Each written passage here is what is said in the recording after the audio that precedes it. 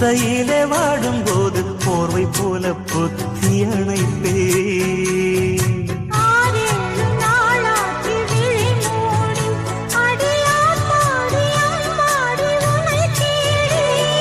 நீதானே மானே என் இளஞ்சோ